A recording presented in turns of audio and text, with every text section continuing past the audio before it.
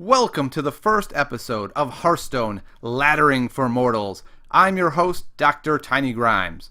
The point of this video series is to provide you, the mortal of Hearthstone, with a series of videos on how to interpret the metagame as you are seeing it. There are already a number of streams and videos and write-ups from the gods of the Hearthstone community detailing what the metagame looks like as they struggle for that #1 ranking in the world. But let's be honest. Not all of us can go for the #1 ranking in the world. Some of us get stuck in the middle trying to get the scraps to put in our bowl so we can have a meager meal as we work our way to, say, 6 or rank 5. And this video series will help you do just that. So let's start with what the metagame looks like. This is the beginning of Season 6, and it's the first week. So whenever you start a season on the ladder, the first thing to note is that there's going to be a number of skilled opponents that are going to be on the ladder with you. Yes, it's frustrating. You're at 15. Some person stomps you into the ground. You think, I got all the way to 5 last season without too much of a problem. And then you remember, oh wait, that's kind of later in the season. That's right. Don't worry. There's going to be some great players that are going to stomp you early. As we get later in the month, things will get a little bit easier. It'll clear up as the gods of the Hearthstone community move up. In fact, just last night, I was watching somebody. He was at rank 6 when I went to bed. When I woke up the next morning, about 7 hours later, he was still streaming, and he was still rank 6. That's right. Even the gods of the Hearthstone community struggle at the beginning with all the skilled opponents sort of clogging up the middle ranks. The next thing to note is you're going to see a number of aggressive decks. The first thing that usually happens when a ladder season starts is people say, I do not want to be number 19 anymore. I want to go back to 5 where I was and really start grinding for Legendary this month. How can I get there as fast as possible? I know! I'll take an aggro deck. I'll take Warlock Zoo. Because if you can't handle Zoo, you lose fast. People are able to win really quick games, pile up a bunch of wins, get a nice win streak going, and suddenly, boom, boom, boom, they're rank 10. So what you're going to see is a lot of Warlock Zoo. Now, if you listen to the gods of the Hearthstone community, they'll say, yeah, we're not seeing much Zoo anymore. People are running a lot of control decks, and that is well and good. But for us mere mortals, stuck in the middle, trying our best to claw our way up, you will see Zoo decks, trust me. However, I will warn you, Zoo decks have shifted a little bit. It's not your standard Zoo. The Nerubian Egg is playing a larger and larger role as time goes on.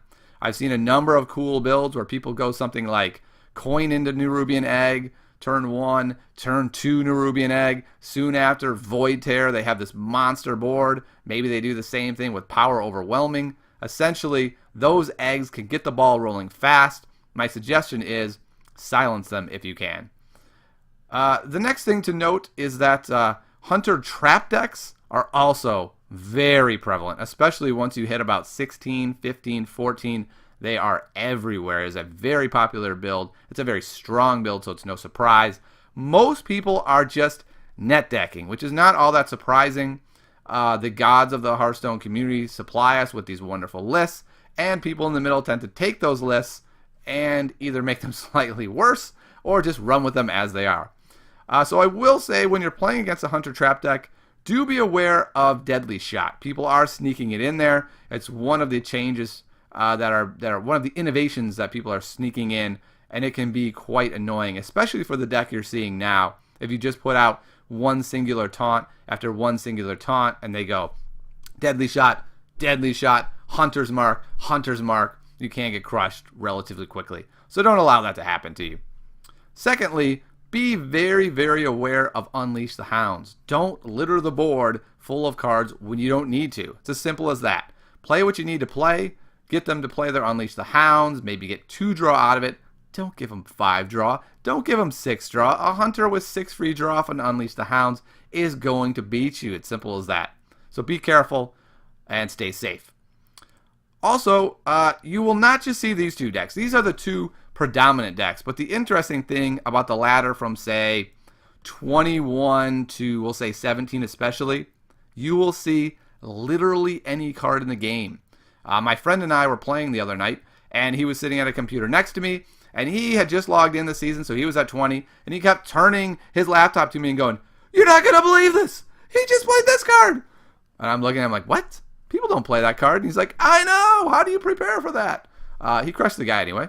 But you do really need to be ready for about anything. And that's what makes choosing a deck early on a little bit frustrating. You can't simply choose a deck that handles the meta that the Legends are playing in, because that's not the meta you're seeing. You're seeing random crazy decks, and you really do need a deck that can handle a wide variety of decks. As you start to move on and you get to around the 17, 16 range, you'll start to see better decks, but you're still going to see a pretty wide variety. Another deck that I've been seeing quite a bit of is sort of a Priest Minion deck.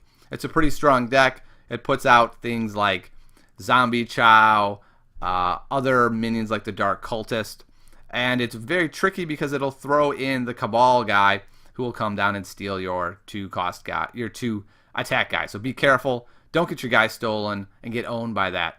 There's a little bit of Shaman hanging around. Almost no Miracle Rogue. I think I saw one of them out of about 35 games. A little bit of Warrior Control. Even a little Aggro Warrior. Pretty much if it's an archetype, you're probably going to see one of them. Like I said, predominantly Zoo and Hunter Traps. And as an answer to that, I've chosen this Druid deck here that's on display, the list and a game here. It's quite strong because you're able to just basically play taunt after taunt after taunt, and your opponent has a very difficult time answering all of these taunts. The Black Knight is not being played very much because a lot of decks are fairly aggressive. There's no real room for them. Plus the Belcher is really annoying and kind of messes up the Black Knight's plans. So you're able to throw in a lot of taunts that you might not otherwise be able to play.